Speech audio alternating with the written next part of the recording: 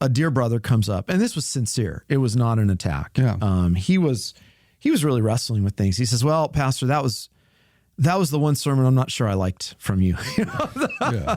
And I said, well, why is that? He says, well, look at all that's happening in the culture. Babies are getting ripped apart. We need to go fight. Those were his words. Yeah.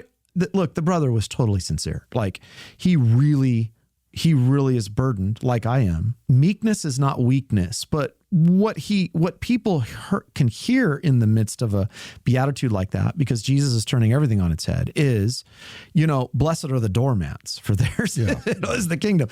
And that's not what I'm saying. That's not what Jesus was saying. Scott Clark, back on the program, back on the AGR video cast. We had a good time last time. We always have a good time, whether the camera's running or not. We always have a good time. What is Scott Clark doing these days? I mean, you're just kind of relentless on the blog, and there's always something that you're commenting on that's helpful. I think especially in light of I don't want to start on a rabbit hole already. Yeah. I kind of got an idea where we want to go, but what's going on in Scott Clark's life? I'm just hitting the pitches that people throw. Right. You do hit fairly well. That's all I do, really. I mean, there are things I'm pursuing that I think ought to be done that are edifying. I mean, here's the crazy thing.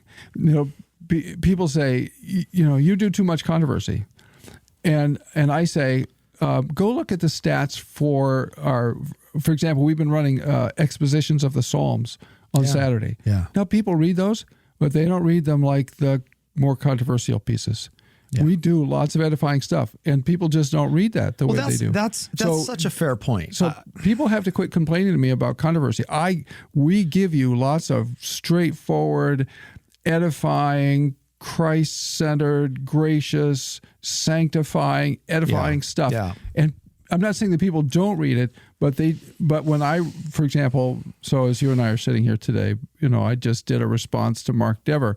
Well, people are reading that like crazy. Well, that's exciting. That's controversial, even though I tried to be kind and gentle. Yeah, I thought it was very, very kind piece. But that's what people read. So anyway, but it does make a point that we have devotionals on the AGR blog. Yeah. And, if I did one post on the hot topic of the day, it's going to get thousands of reads. Yeah. This is the devotionals don't get read, but how you're perceived in the controversy, how you're perceived. Yeah. So that's it's human nature.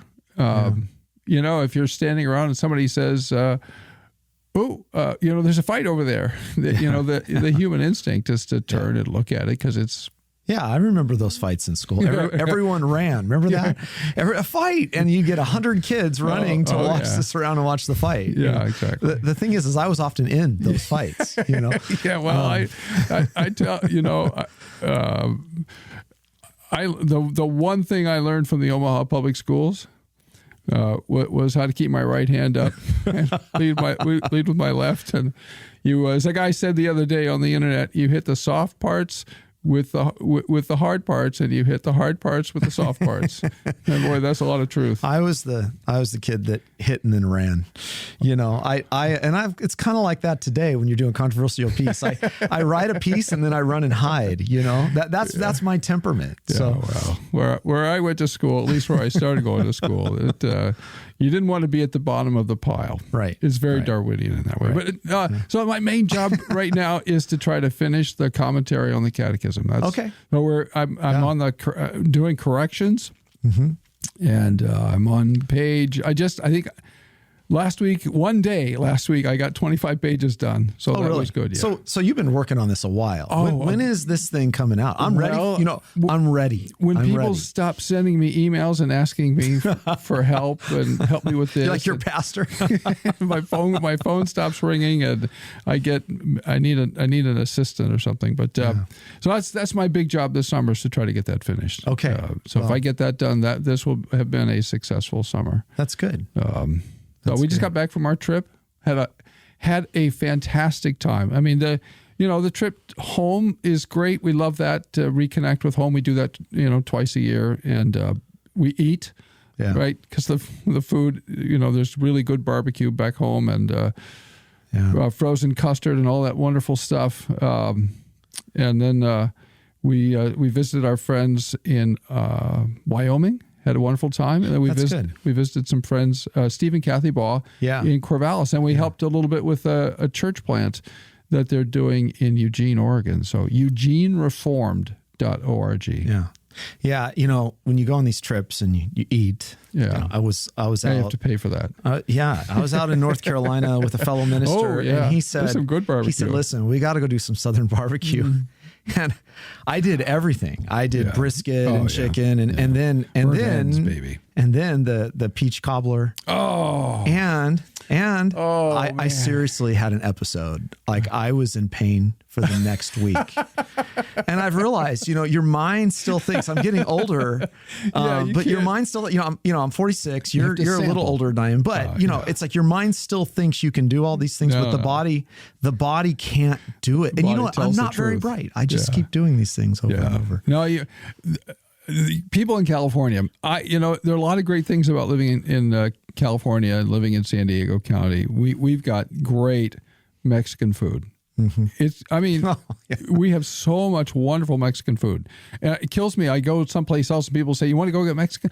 No, I want to do something else. I love Mexican, but I want to do something else. But the barbecue here, at least in San Diego County, as far as I can tell, is terrible. Yeah. And people say, "Oh, let's go to such and such." I don't want to put, the local place on blast. And I'm sorry. I know exactly the one. I know the one you're thinking about. I know. And it's not good. Has a country western name. And you're right. I went in there once. Oh, no, that place should be condemned. No, this is another place. No, I'm talking about the place over in the next town over. Yeah. Everybody loves that. Oh, it's terrible. Yeah. And anyway, so we love. There's a little hole-in-the-wall place back home, and they do burnt ends, and you can't get them on Mondays, so we do it Tuesdays. Yeah. Oh, man. Yeah. Anyway, so, Well, this is... Do you know, we were in Oregon for a few days, and we drove all the way across Oregon, went to Bend, hadn't been to Bend for 40 years. It was 17,000 people when we were there. It's 99,000 people. It's all now. Californians? Unbelievable. Is it? Yeah. The drive from Bend to Corvallis was fantastic. And then we drove back from Eugene, going east on Highway 58, and then south to Reno. And we were in forests and mountains for 700 miles. Yeah. This is an amazing country. No, I know. We did this. We did the same thing with my boys. It is so gorgeous. We went up to 70 into Colorado, Glenwood Springs, camped and hiked a little bit. It's all Doc Holliday's great. Yeah. Then we went to went up into Wyoming and South Dakota. And Beautiful. You're right, especially Wyoming, it's just vast and it's vast, beautiful. It's a great reminder to get away from this. Not in the winter, but it's which ends in early June. So, especially I did think if I could go anywhere as I was going in Wyoming, I thought I could live in Cheyenne. But then I looked up the winter. It's not as bad. It's not for sissies. Yeah. No. Well, Californians are. That's the thing. We get soft here. We get soft, and nobody wants us anywhere else. So it is true. You kind of feel. I did feel in Oregon that I wanted to cover over my license plate. Because I kind of felt like people were looking at me like, not another one. Well, we don't. You were in a Jeep, so you're okay. Yeah, exactly. Well. Hey, what do you, I was thinking some good topics we could talk about today. Last time, there's a lot of things I'd like to talk about. Yeah. There's some things we talk about of necessity, right? Because there's so much confusion in the church, so much confusion for Christians at the moment. And I would rather talk about other things, but I do think what's pressing on people's minds right now. It's the Christ and culture stuff. Yeah, it's the Christ and culture stuff. And, the sexual revolution. And it's not like they're not little things. No, they're huge. It's huge. You can't exhaust this in a podcast.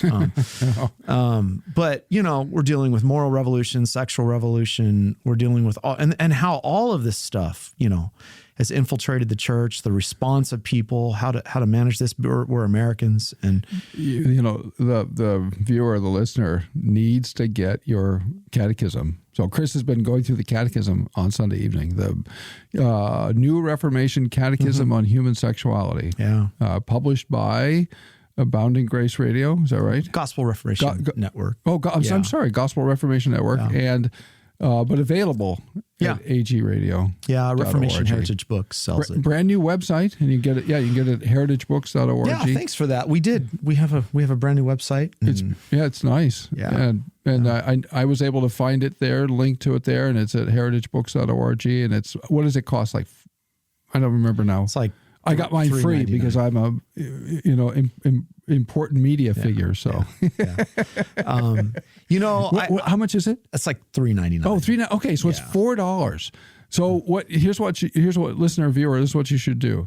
You should order like 20 or 30 of these for your church and distribute this. I'm serious about this. Your church, your congregation should order this and distribute it to everybody, but particularly your young people, because this thing really hits the questions that they're asking, and it answers these questions in a really edifying, sound, godly way, a thoughtful way. There are a lot of ways that thing could have gone badly, right? Mistakes that you could have made one way or the other that you didn't make.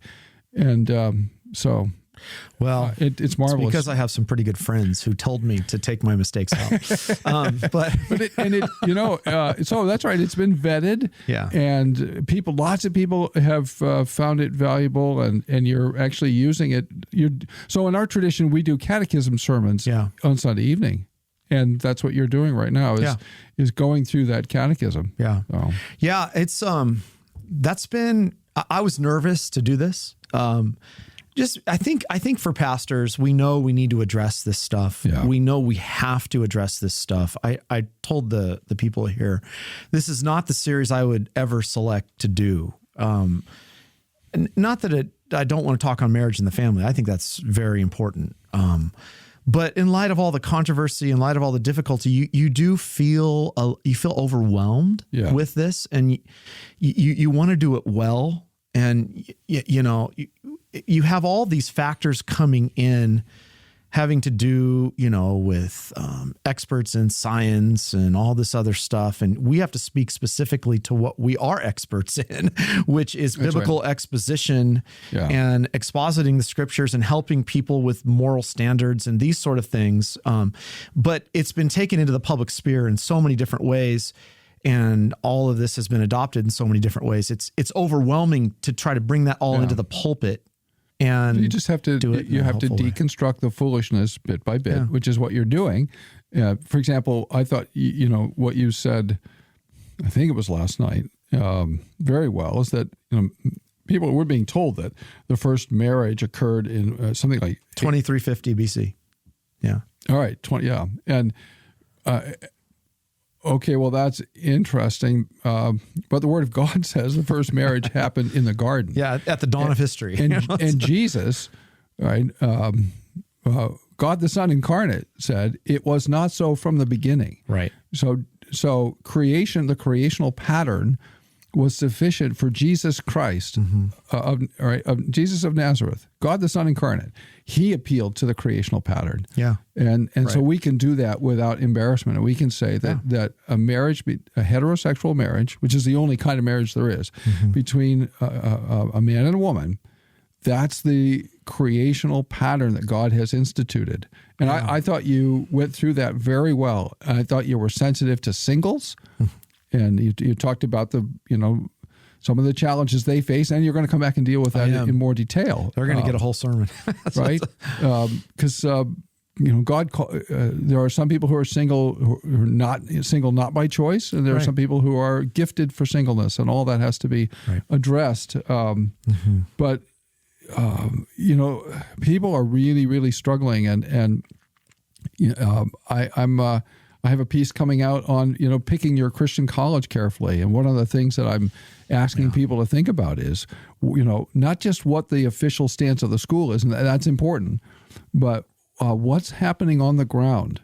For example, is there a student LGBTQ organization? Now, And is it official? Is it unofficial? If your school has a officially sanctioned student-run LGBTQ org, that means it has a faculty sponsor, right? Those right, that typically that's an issue. That's an issue. Before so you're thinking about sending your kid to a school, or if the school elected a queer, self-described, it's not my word, it's the word that she uses for herself, self-described queer student body president. I think that says something. Now maybe which happened at Calvin College. Yeah, and maybe the kids are just poking their parents in the eye and saying, all right, we're gonna do something that is going to really send mom and dad over the edge. Maybe that's true. But maybe it means more than that. Maybe it means that a bunch of kids from the upper Midwest and other places thought, that's no big deal. That's just another option, in the panoply of gender options. Yeah. Who are we to say? And which reveals if that's true, that reveals a pretty profound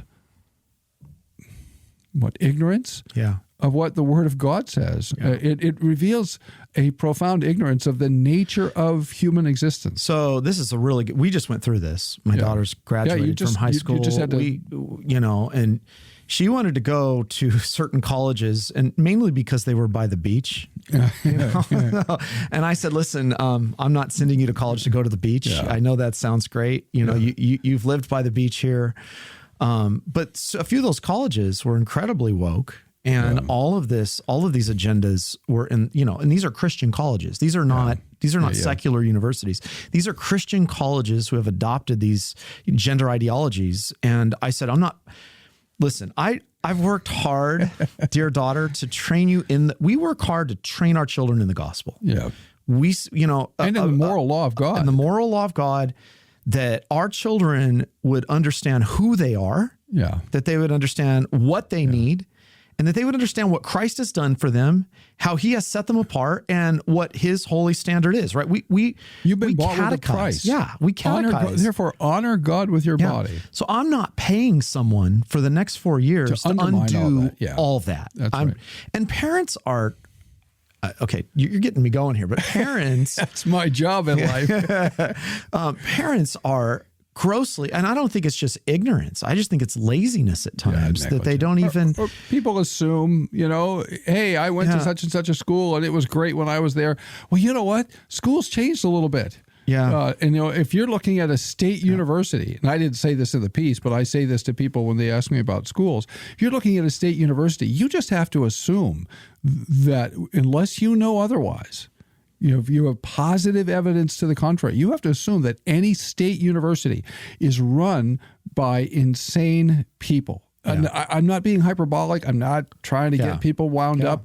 I'm reflecting on what I see in professional publications describing what's happening on state-funded campuses all across the all across the United States. So here's the story I tell. When I was in college, I had many, many part-time jobs. I worked my way through college. Doing a lot of different things. And one of my jobs was to drive a cab for the university and to make deliveries. And the place I hated to make, I made all kinds of deliveries to every part of the campus. But, I drove people to the airport and all kinds of things. The one stop I hated to make was the women's studies office. And it's not because I'm a misogynist. It's because it was such an uncomfortable place to go, because I walked in and all of a sudden I was enemy number one. I'm just making a delivery. That's all I was doing. And okay, that's a small office in the student union, really small.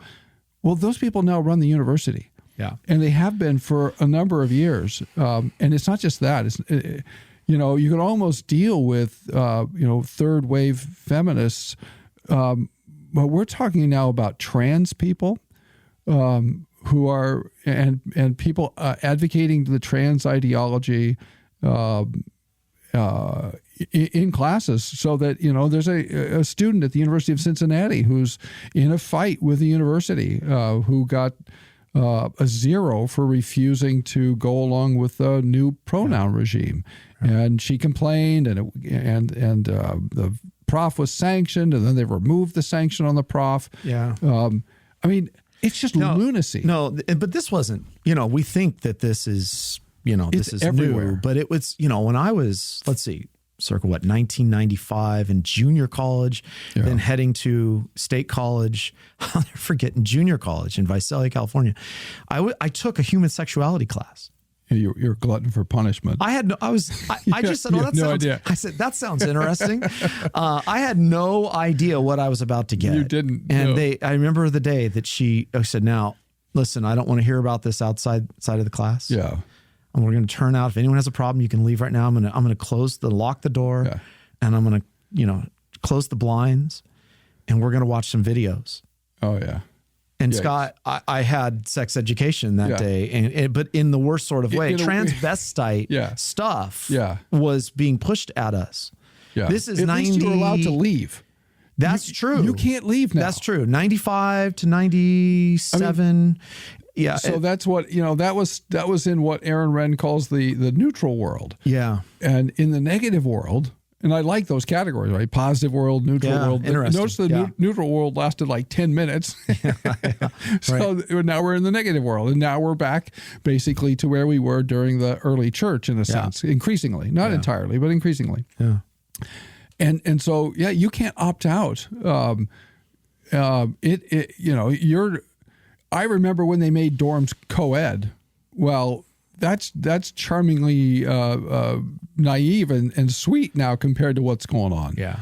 So parents need to really pay attention to what's going on, because they're not lowering tuition while you're sending your kids off to be indoctrinated by lunatics. You'll love this. You'll love this. So I go up to Humboldt State to play basketball. Yeah. I get involved in a church. We set out a book table on campus. So this is mid-90s. Yeah. And I'll never forget it. So we're setting out, I'm setting out all the sort of Reformed tracks. I'm taking off in the Reformed faith. I've been raised in the church, but this is Humboldt State. It's mini Berkeley. Yeah. Right. So I have out on there Spurgeon's Turn or Burn. I remember we were handing that out. We had all sorts of good tracks. Yeah. And I'll never forget the day that I'd never seen this. First time I'd seen this, mid-90s. Yeah. There was a big door next to us. So we had the Bible table. Yeah. We had the theology table. There was a big door next to us. And all these people were going in and out of the door. And I was like, what is this? Well, I found out they were declaring themselves. For the first time I had ever seen this, about now that they were openly celebrating their homosexual behavior. Yeah.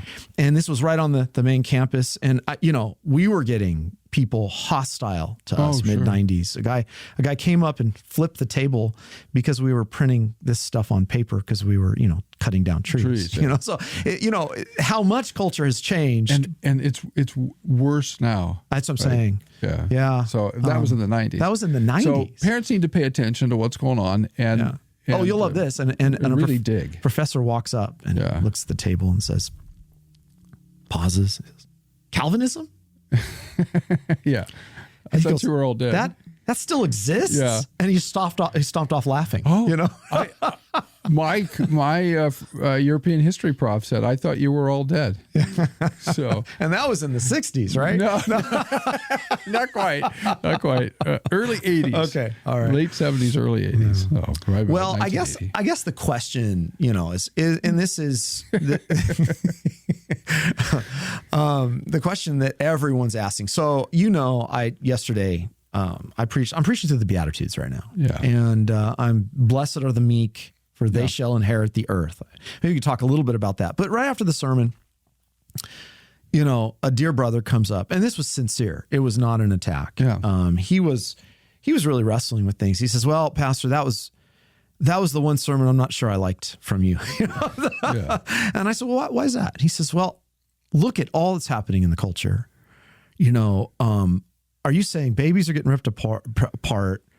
We need to go fight. Those were his words. And look, the brother was totally sincere. Like he really is burdened, like I am, about everything in the culture. And I think what came out of that was, and I said, meekness is not weakness, but what people can hear in the midst of a beatitude like that, because Jesus is turning everything on its head, is, blessed are the doormats, for theirs is the kingdom.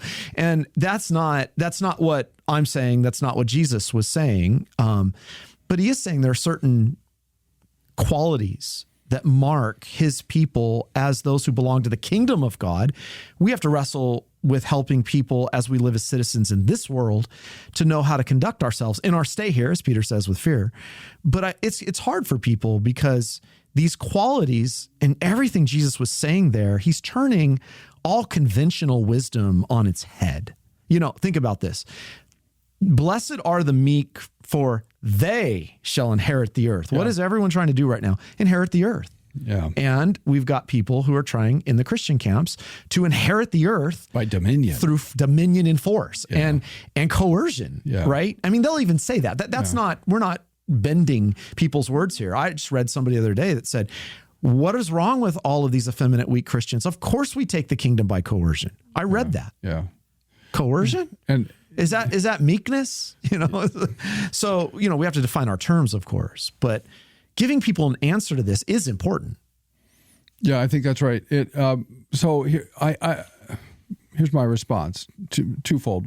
One, John 18:36. Right, what was Pilate worried about? Yeah, Pilate was worried about exactly that sort of thing. Is Jesus leading an insurrection against the Roman government, which were common? Right. There were common insurrectionists. There had been a giant insurrection under the Maccabees, and there were going to be major insurrections in the early 2nd century. Mm-hmm.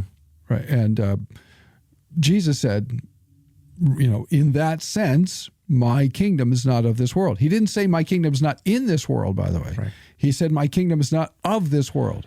Right? It's not that kind of kingdom. If it were that kind of kingdom, my servants would fight, he says, that I might not be delivered to or should not be delivered to the Jews. And Peter tried. But now is my kingdom not, here I'm reading from the old ASV, not from here. Right. So that's a baseline.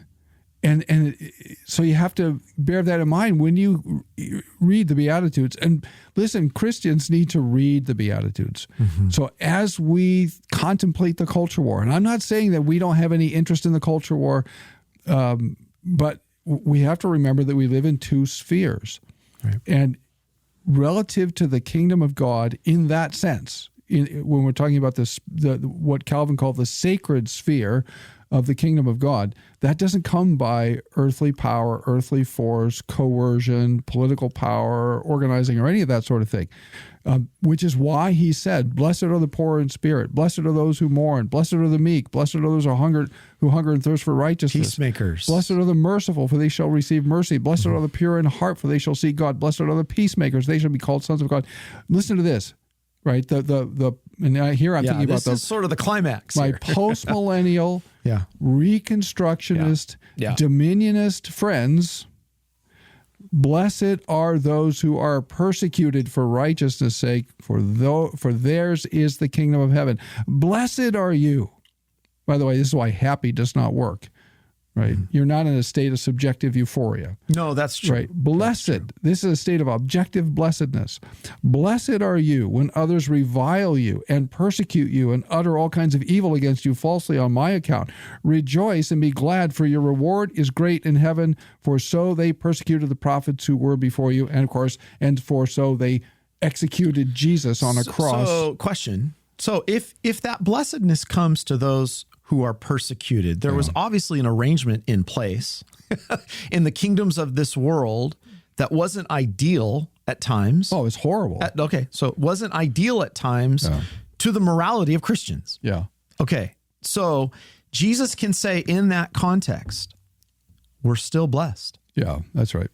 I think that's important, and I think another thing that, as you were... Pagans were aborting children in the first century. Yeah. They were doing it chemically. They weren't doing it surgically, as far as I know. They were doing it chemically. Yeah. And so the early Christians said, we don't do that, by the way. Right. But all of this assumes that we have, okay, I get, and this is a really important point for people. We as Christians and citizens in the kingdoms of this world, as we live and we train our children and try to exist and live, we have obligations, and we can do wonderful things to try to influence the laws of the land, vote properly. Even Christians can get involved in politics. Those are all really good things that we can do to try to make a difference, and nobody's condemning that. I want that for society. I want the best laws to be put in place for the good of neighbor, right? And that people would be treated fairly and well and with equitable behavior and all that, treatment. But there are a lot of things I'm not in control of. Yeah. And I think this is what gets lost in this, is that, there are circumstances, there are leaders. Does Romans 13 tell us specifically that God only picks some, to put them in power? Did he select Nero? Did he sovereignly put Nero in office or not? He absolutely did. Okay. So if that's the case, then when Jesus says, "Blessed are you when you are persecuted," that means an arrangement was obviously in God's sovereign decree put in place so that blessedness might come to his people. Yeah. Okay. That's not accepted in this paradigm. That's right. Persecution is out, and you can't have it. Well, no, you can have it, and God ordains it, and it happened all through the 2nd century, and it happened in the 1st century. Nero in around 65, AD 65, put a bunch of Christians to death in the most gruesome way. Right. And he obviously martyred apostles, and other Caesars martyred apostles, and other Christians suffered at the hands of the Romans and others, sometimes informally at the hands of the Jews. So let me clarify. We were something. a suffering church. Yeah, I don't want to take us too far down this, but I want to say it because when people hear this, now the way that people are responding to this is to say that's just R2K junk, and well, the Bible is not R2K junk. Okay, so but I want to make blessed sure. Are those who are blessed are you when you're persecuted. That's in the Bible. That's the word of God. That's this is what I'm saying. This is what I'm trying to make the point. So if you can't factor that into your theology and eschatology, then that's not my problem. That's not your problem. But we so put people in the camps that we can't even listen to somebody because they've been put into this camp and divided up and conquered this way online. We can't listen to people to say, okay, what are they saying about what the scriptures teach on these very points? You've been very clear that, one kingdom, two spheres. No one. It's God's kingdom. He's God's sovereign over everything. He administers. You have even accommodated that to make that clear. And that's why I get it's unfair when this thing. People are just lazy and they're just read. lazy. Yeah. I'm sorry if you haven't been paying attention. You think I'm some sort of radical R2K radical. You're ignorant and lazy. Yeah, and if we deny the sovereignty of God over the whole realm. So here. So I wrote a couple of pieces saying, listen, the visible institutional church has to be very careful when it speaks to the magistrate. Yeah. Right. Because the PCA ultimately ended up disagreeing with me and actually made a humble petition to the magistrate. And now our Federation of Churches has actually adopted a statement on sexuality, right? Yeah. And so we have spoken to our churches about this. We haven't spoken to the magistrate about that. I'd like to see someplace in the 1st or 2nd century, in the New Testament or early Christian church, where we spoke to the magistrate. I have yet to see that. I know one of the early, Justin Martyr, spoke to the magistrate, but I don't know that the church as church did. Mm-hmm. So, nevertheless, we live in two spheres, and we live in as Calvin says, that radical Calvin in the Institute says that each sphere has its own rules, and so we live also in the secular sphere. And here I want to exhort Christians a little bit. You want the church to fix everything, the visible institutional church. Well, what are you doing? Mm-hmm. Right? It's easy. Oh, my church has issued a statement, and churches issuing statements certainly to their people that's fine. I mean, we have an official formal statement, and our people can appeal to that and say, listen, my church has spoken up on this, and therefore I'm bound by this, and you can't force me to do, X because I'm a member of this church. Okay, that's fine. I'm in favor of that. But if you want to change this country, right, you can't do it sitting on your rear end. And I say this as the son of a man who was very active in local politics and state politics. I know how legislation is done. My dad had to go to the Capitol, and he had to go from door to door to door talking to legislators. It was exhausting. He closed down a terrible mental or hospital for, today I guess we would call them developmentally disabled. In the 1950s and 60s, it was called the Hospital for the Retarded in Beatitudes, Nebraska, where patients were allowed to lay in bed and unmoved, and their bones fused. It was horrible. Dad got that shut down. That was hard work. He didn't just write an email to somebody. He really had to work at that. So Christians can do that. This is Daryl Hart is exactly right in his Wall Street Journal editorial or essay that he wrote. This country still works, and we can use the levers of our civil secular process to try to achieve a measure of righteousness in this life. And we've seen some wonderful Supreme Court decisions that way, right? And that was the result. Those decisions were the result of decades of really hard work by a lot of people behind the scenes.